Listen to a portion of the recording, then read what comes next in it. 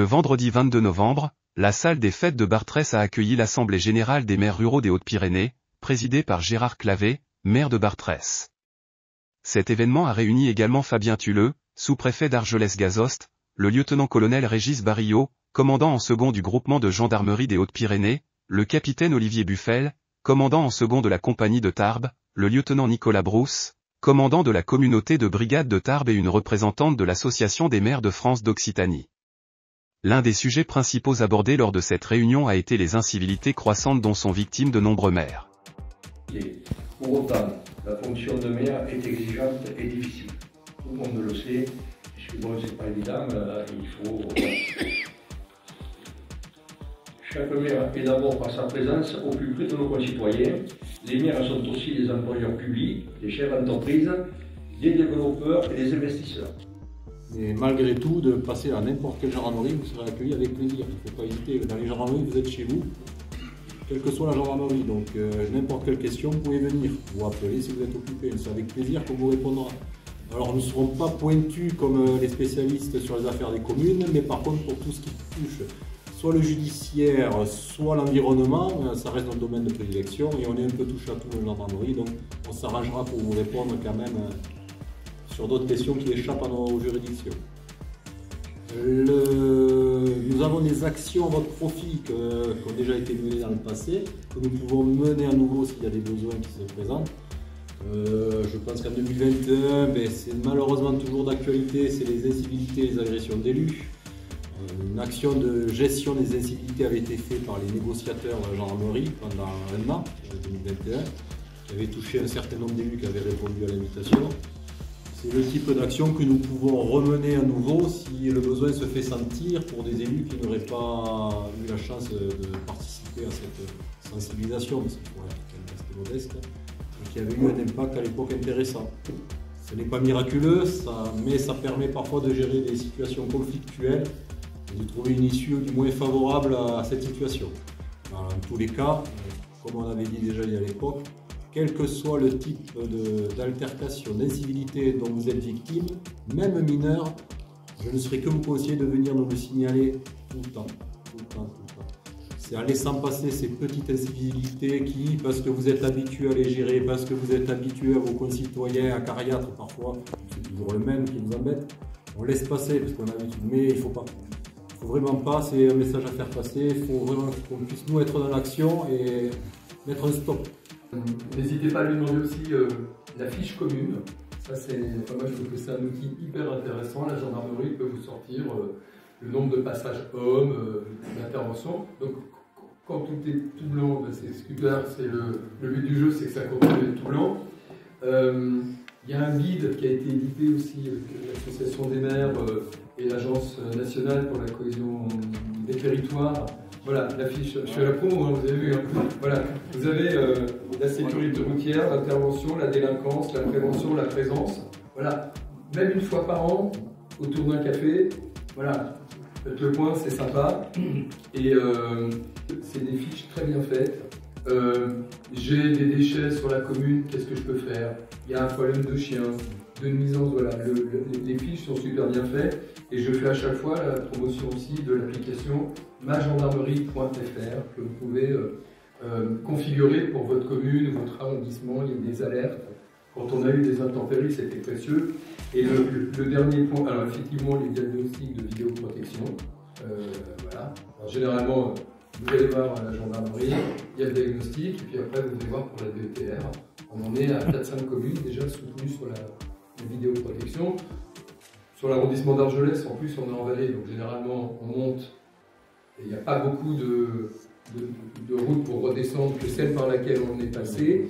Et il y a des résolutions judiciaires, parce qu'effectivement, vous pouvez regrouper les plaques passées.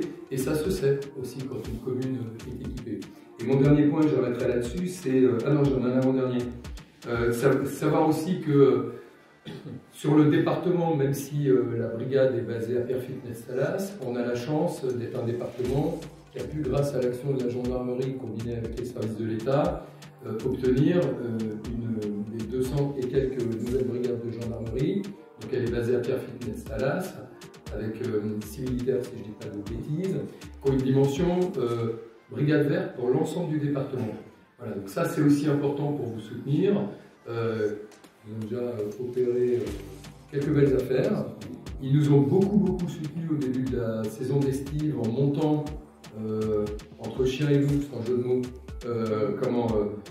le soir sur le Haut-Takam pour faire de la prévention, de l'information, mais aussi de la contravention sur les chiens qui n'étaient pas tenus en laisse dans les estives et qui font des ravages. Et moi je voulais vraiment insister en conclusion sur ce que vous avez dit. Il n'y a pas de petits incidents vis-à-vis de l'autorité. C'est-à-dire la personne qui va partir la première fois comme ça, la deuxième fois elle va partir, elle va passer au stade peut-être des noms d'oiseaux, puis la troisième fois elle bousculera le bureau. C'est comme en éducation, si on ne met pas une limite à un moment donné, et ben ça monte, ça part sur les réseaux sociaux. Donc on l'avait dit lorsqu'on a fait avec vous et la procureure et en zone police des séquences sur les nouvelles protections dont vous bénéficiez. Je rappelle que vous disposez d'une boîte spécifique au niveau de la procureure pour les élus. Il faut vraiment là-dessus que vous n'hésitiez pas. Il n'y a pas de honte à avoir. Moi je viens d'un domaine dans lequel s'occuper de gens en difficulté, ça m'est arrivé aussi de me faire bousculer, un peu traiter de nom d'oiseau, sinon c'est que j'aurais été caché au fond de mon bureau. On ne laissait rien passer, parce que laisser passer, c'est donner le sentiment qu'on peut graduer la fois d'après. Et si collectivement, parce qu'on est isolé quand on se fait un peu bousculer ou traiter de nom d'oiseau, c'est collectivement qu'on doit le faire, c'est aller le signaler, c'est une main courante, c'est évidemment une plainte, si c'est du registre de la plainte, parce que c'est des signaux forts qu'on envoie. Et je dis aussi que moi, ça m'est arrivé, vous le savez, pour quelques-unes et quelques-uns, dans un dialogue qui peut se tendre avec un concitoyen sur une histoire de clôture, voilà, aussi pour soutenir votre pouvoir de police, ça m'est arrivé de vous inviter à la sous-préfecture avec le concitoyen concerné et réexpliquer les termes de la loi et expliquer que le maire, il n'est pas casse-pied. Il joue juste son pouvoir de police d'urbanisme, son pouvoir de police de maire, et que c'est moi qui le fais suer pour qu'il l'applique. Donc autrement dit, s'il y a quelque chose, c'est moi le casse-pied. Parce que moi, je suis à la sous-préfecture, je ne suis pas au quotidien à le croiser ou il n'habite pas en face de moi. Donc vraiment, je le redis, n'hésitez pas, on est là pour ça. Tout à l'heure, vous l'avez dit, Monsieur le Président, moi je dis que vous êtes le couteau suisse très positif, polyvalent du territoire. Quand j'étais petit, il y avait une pub, c'était les athlètes du quotidien qui devaient boire une eau minérale, dont j'ai oublié la marque et j'ai pas la citer. Moi je pense que vous êtes les héros sur le compte du quotidien, mais vous ne pouvez pas rester seul, on s'était dit quand on s'était rencontrés. Donc sur ces sujets-là, il n'y a pas de tabou. Vous appelez gendarmerie, vous nous appelez, mais il ne faut pas laisser sans suite ce type de dysfonctionnement. Vous le savez, vous êtes en première ligne malheureusement. Nous sommes face à une société qui perd beaucoup de valeur et de respect envers les autorités. Et malheureusement, étant en première ligne dans votre cas, vous les subissez de plein fouet. Donc j'ose espérer que vous n'êtes pas tous dans des communes difficiles. Normalement, le département des Hautes-Pyrénées bénéficie d'un climat favorable, il faut le reconnaître. Nous, des chiffres de la délinquance, même si voilà, il y a de l'activité, on ne sera jamais au chômage, mais on reste dans un département qui est préservé et il faut faire en sorte justement que nous puissions garder cette atmosphère paisible, tant qu'on peut. Et pour cela, on a vraiment besoin de vous. Donc venez à tout moment dans les gendarmeries, signalez toutes les incivilités dont vous êtes victime et n'hésitez pas. On viendra vers vous le plus souvent ici pour avoir un peu de renseignements, parce qu'on en a besoin le plus souvent pour mener nos enquêtes, pour savoir l'atmosphère. N'hésitez pas à nous faire remonter également, hors problème, les ressentis de vos concitoyens, de vos administrés. Parce que nous avons une lecture, on parle moins pour Lionel, mais surtout moi, très statistique de la délinquance. Parce que je suis plus dans les bureaux, j'ai une analyse avec mes logiciels, les remontées des gendarmes de terrain, les interventions faites au profit des communes, le judiciaire dont j'ai connaissance, mais c'est très froid. Cependant, je peux négliger une commune ou donner une direction moins forte vers une commune parce que cette commune a très peu de statistiques. Ce qui ne veut pas dire que les habitants de cette commune n'ont pas un sentiment d'insécurité très fort.